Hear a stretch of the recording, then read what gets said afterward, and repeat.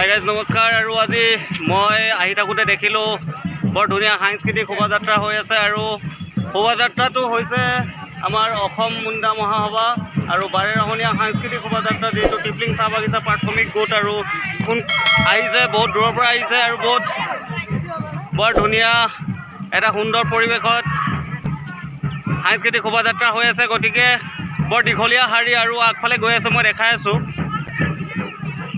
পিছে বহুতো শোভাযাত্ৰা আহি আছে আৰু সাংস্কৃতিক শোভাযাত্ৰাত আজি আমি দেখিবলৈ পাইছোঁ। আৰু কিমান দূৰলৈকে কৰিব সিহঁতি আজি মই এতিয়া বিশেষকৈ গম পোৱা নাই। আৰু সুন্দৰ পৰিৱেশ দেখিছোঁ সাংস্কৃতিক শোভাযাত্ৰা। আৰু আপোনালোকে চাই থাকক সঞ্জয় ইন্দুৱাৰ ব্লগছ, আৰু আগলৈ চাই থাকিব ভিডিঅ'টো। মই ইয়াৰ কিছু দৃশ্যাংশ আপোনালোকক দেখাবলৈ চেষ্টা কৰিম। আৰু বহুত দীঘলকৈ শাৰী পাতি সাংস্কৃতিক শোভাযাত্ৰা কৰি আছে অসম মুণ্ডা মহাসভাৰ। আজি হয়তো বাৰেৰহণীয়া সাংস্কৃতিক শোভাযাত্ৰা হৈ আছে। আৰু এই শোভাযাত্ৰাত বিভিন্ন জেগাৰ পৰা ইয়াত আহি উপস্থিত হৈ আজি সকলোৱে সাংস্কৃতিক শোভাযাত্ৰাত অংশগ্ৰহণ কৰিছে। গতিকে আপোনালোকে চাই আছে, আমি আছোঁ এতিয়া কঁঠালগুৰি টি ষ্টেট, মানে কঁঠালগুৰি চাহ বাগিচা।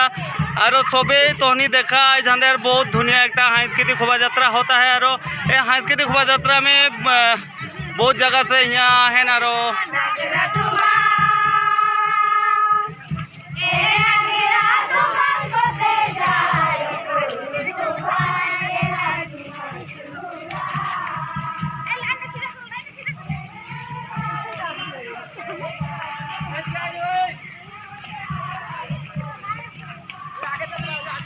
বৰ দীঘল শোভাযাত্ৰা। মই এতিয়ালৈকে কমেও 300 ইয়াত পাৰ কৰিছে। আৰু সাংস্কৃতিক শোভাযাত্ৰাত অংশগ্ৰহণ কৰিছে বহুতো জেগাৰ পৰা, হয়তো কিমান জেগাৰ পৰা আহিছে ক'ব নোৱাৰোঁ। গতিকে আপোনালোকে চাই থাকিব আগফালে।